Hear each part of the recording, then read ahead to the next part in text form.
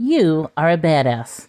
How to Stop Doubting Your Greatness and Start Living an Awesome Life by Jen Sincero.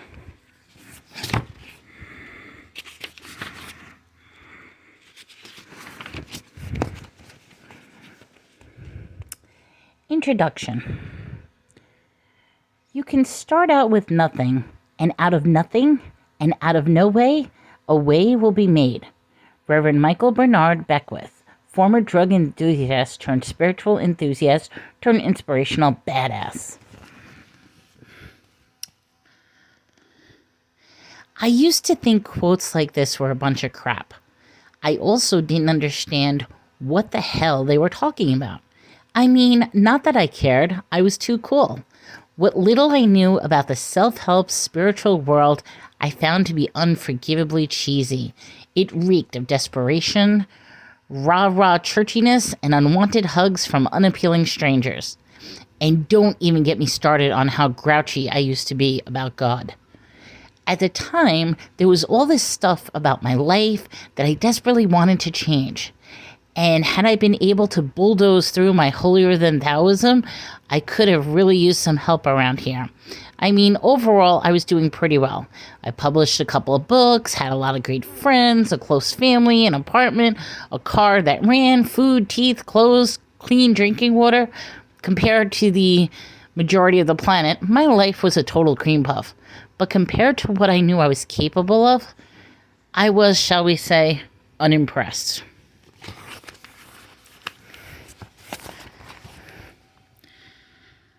I always felt like, come on, this is the best I can do? Really? I'm going to make just enough to pay my rent this month? Again? And I'm going to spend another year dating a bunch of weirdos so I can be in all these wobbly, non-committable relationships and create even more drama? Really? And I'm seriously going to question what my deeper purpose is and wallow in the misery of the quagmire for the millionth time. It was a snore. I felt like I was growing through the motions of living my lukewarm life with the occasional flare-ups of awesomeness here and there. And the most painful part was that deep down I knew I was a total rock star, that I had the power to give and receive and love with the best of them, that I could leap tall buildings in a single bound and I could create anything I put my mind to. And what's that? I just got a parking ticket? You've got to be kidding me. Let me see that. I can't afford to pay this. It's like my third one this month. I'm going down there to talk with them right now. Then, doop-de-doo, off I go, consumed once again by my low-level minutia, only to find myself a few weeks later wondering where those few weeks went and how it could possibly be I was stuck in my rickety-ass apartment eating dollar tacos by myself every night. I'm assuming, if you're reading this, that there are some areas of your life that aren't looking so good either, and that you could be looking a whole lot better. Maybe you're living with your soulmate and are joyfully sharing the gifts with the world, but are so broke that your dog is on his own and if he wants to get fed. Maybe you're doing great financially and you have a deep connection to your higher purpose, but you can't remember the last time you wet your pants laughing. Or maybe you suck equally at all of the above and spend your free time crying, or drinking, or getting pissed off at the meter maids who have precision timing and no sense of humor, who in your mind are partially responsible for your personal financial crisis. Or maybe you have everything you've ever wanted, but for some reason,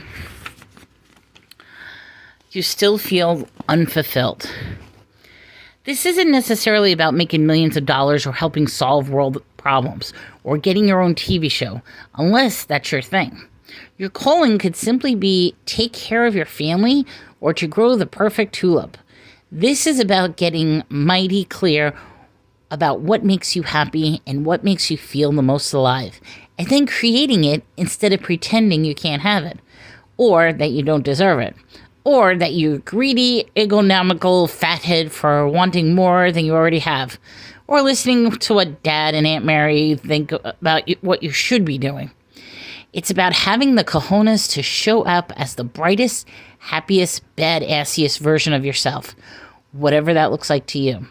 The good news is that in order to do all this, all you need to do is make one simple shift. You need to go from wanting to change your life to deciding to change your life. Wanting can be done sitting on the couch with a bong in your hand and a travel magazine in your lap. Deciding means jumping in all the way, doing whatever it takes, and going after your dreams with the tenacity of a dateless cheerleader a week before prom night. You probably have to do things you've never imagined you do, because if any of your friends saw what you were doing or spending money on it, you never live it down. Or they'd be concerned about you. Or they stop being friends with you because now you're all weird and different. You'll have to believe in things you can't see, as well as some of the things that you have full-on proof that are impossible. You're going to have to push past your fears, fail over and over and over again, and make a habit of doing things that you're not comfortable doing. You're going to have to let go of old limiting beliefs and cling on to decisions to create the life you desire, like your life depended on it. Because guess what? Your life does depend on it. As challenging as this may sound, it's nowhere near as brutal as walking up in the middle of the night, feeling like someone parked a car on your chest, crushed under the realization that your life is zooming by, and you have yet to start to live it in a way that has any real meaning to you. You may have heard stories about people who had these major breakthroughs when the shit really hit the fan. They found a lump, or they got their electricity turned off, or there were moments away from having sex with strangers to buy drugs when suddenly they woke up transformed. But you don't have to wait until you hit rock bottom to start crawling out of your hole. All you have to do is make a decision, and you can make it right now. There's a great line from the poet Anais Nin that reads, "And the day came when the risk to remain tight in a bud was more painful than the risk it took to blossom." That is how it is for me, and how I think it is for most people. My journey was a process, and it still is, that started with my decision to make some serious changes regardless of what I had to do to make them. None of the things I've already tried were working. Mulling it over and over with my equally broke friends and my therapist, working my ass off, going out for beer, and hoping it would take care of itself.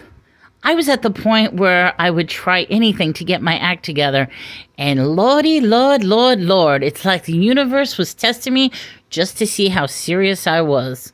I went to motivational seminars where they made me wear a name tag and high-five the person next to me while shouting, "You are awesome and so am I."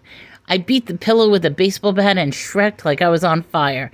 I bonded with my spirit guide, participated in a group ceremony where I married myself. I wrote a love letter to my uterus. I read every self-help book under the sun, and I spent blood-curdling amounts of money I did not have hiring private coaches. Basically, I took one for the team. If you're new to the self-help world, I'm hoping that this book will ease you into some of the basic concepts that totally changed my life so you can have a breakthrough too, without making it you want to run off screaming in the process.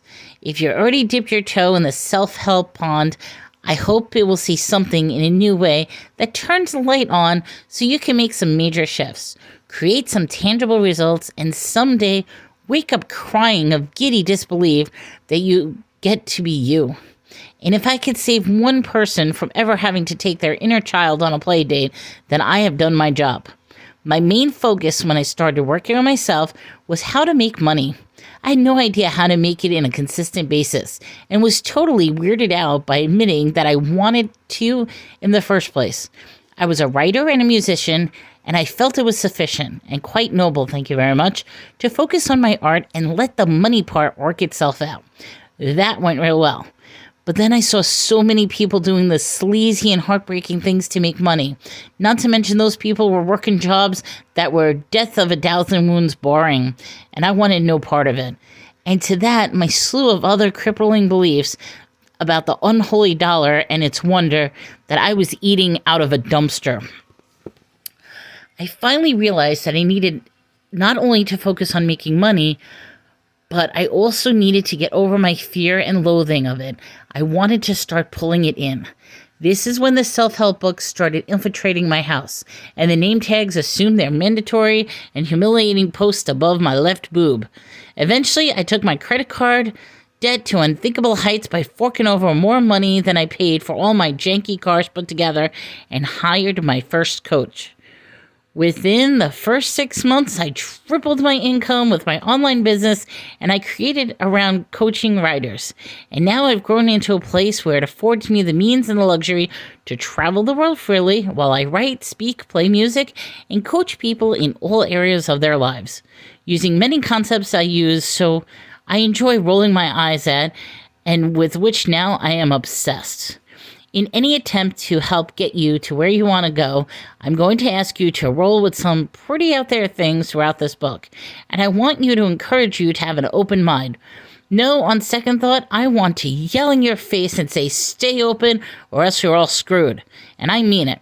This is really important. You got to where you are now by doing whatever it is that you're doing. So if you're less than impressed with your current situation, you clearly need to change things up. If you want to live a life you never lived, you have to do things you've never done.